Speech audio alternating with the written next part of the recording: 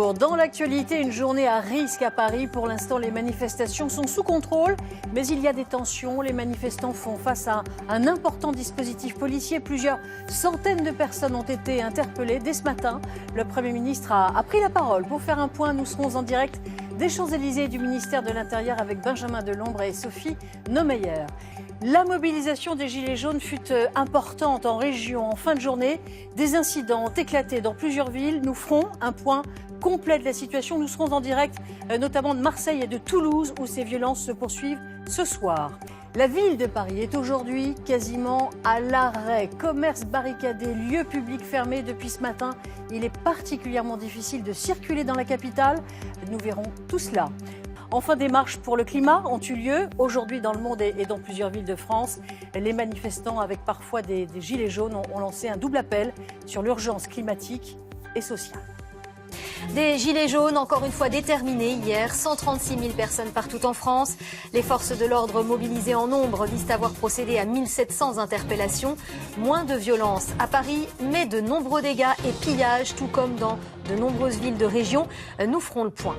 Tous attendent l'intervention du chef de l'État cette semaine. Personne ne sait encore ce qu'Emmanuel Macron va annoncer, mais la pression est de plus en plus forte. Après avoir reçu à l'Élysée des élus des Yvelines, le chef de l'État reçoit les partenaires sociaux demain matin. Daniel Sportiello nous dira quelles sont les pistes.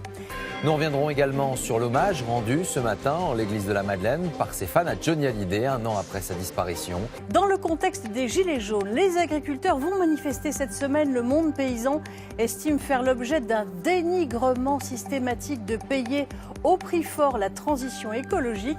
Notre reportage dans le Berry. Sortir de la crise, apaiser au plus vite le climat.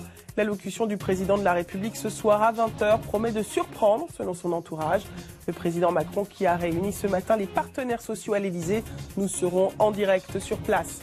Policiers et gendarmes ont-ils fait un usage disproportionné de la force samedi dernier? 2000 interpellations et des blessés. Témoignage ce soir d'un manifestant dont la main a été arrachée par une grenade anti-émeute. Il envisage maintenant de porter plainte. Un label sur le bien-être animal, c'est le nouvel étiquetage que lance le groupe Casino et des organisations de protection animale. Alors qu'indique ce nouveau label? Nous y reviendrons.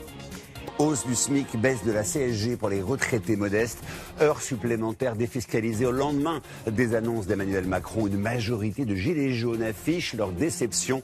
Le mouvement va-t-il continuer? Tous les détails dans un instant.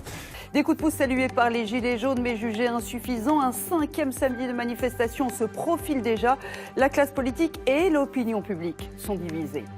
Ils annonçaient un mardi noir. Quelques 170 lycées sont perturbés depuis ce matin, dont une soixantaine bloqués.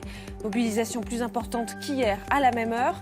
Un mouvement contre la réforme du bac, le système Parcoursup ou encore le service national universel. Bonjour et bienvenue dans cette édition du 13h. L'actualité de ce mercredi largement dominée par l'attaque près du marché de Noël à Strasbourg qui a fait au moins 2 morts, 12 blessés dont 6 en urgence absolue. Une personne est en état de mort cérébrale. Un assaillant a tiré sur des passants hier soir et dans sa fuite sur des policiers. Il aurait crié à la Wakbar. Nous retrouverons nos envoyés spéciaux dans une ville sous le choc. Le tireur est donc recherché, y compris en Allemagne, où selon les enquêteurs, l'homme aurait pu s'enfuir. Il s'agit d'un Strasbourgeois, fiché S, pour ses liens avec les milieux salafistes et bien connu des services de police. Le suspect aurait un lourd passé judiciaire. Strasbourg, sous le choc et sous haute sécurité, l'ensemble des sites de la ville ont été fermés. Les établissements scolaires sont ouverts, mais les parents qu'ils peuvent sont appelés à rester chez eux avec leurs enfants. La France a été placée en urgence attentat. Quelles conséquences sur la sécurité dans les autres villes et sur les autres marchés de Noël? Nous le verrons. Dans ce contexte, le gouvernement a déclenché le dispositif Urgence Attentat.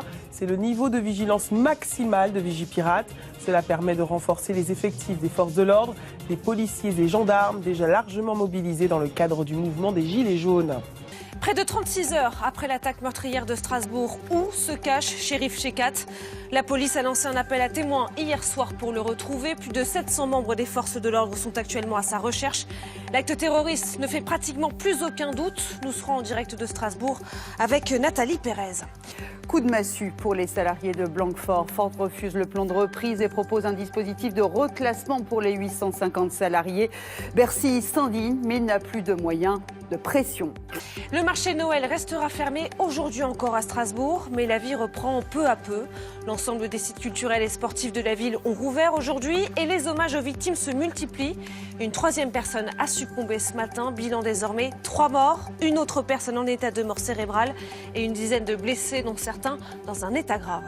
La fin d'une traque de plus de 48 heures. Shérif Shekat, tireur présumé du marché de Noël de Strasbourg, a été retrouvé par la police hier vers 21h avant d'être abattu lors d'un échange de tirs. Comment s'est déroulée cette opération?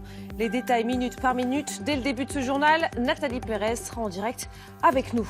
Le soulagement à Strasbourg où depuis 2 jours les habitants vivaient dans la crainte que le terroriste présumé refasse surface. Des habitants qui ont même applaudi les forces de l'ordre lorsque l'homme a été neutralisé. Les Gilets jaunes, quelle mobilisation demain à Saint-Etienne où les dégradations ont été très importantes samedi dernier. On s'inquiète à Paris aussi. Avec l'Air Colnet, nous ferons le point sur le dispositif de sécurité prévu.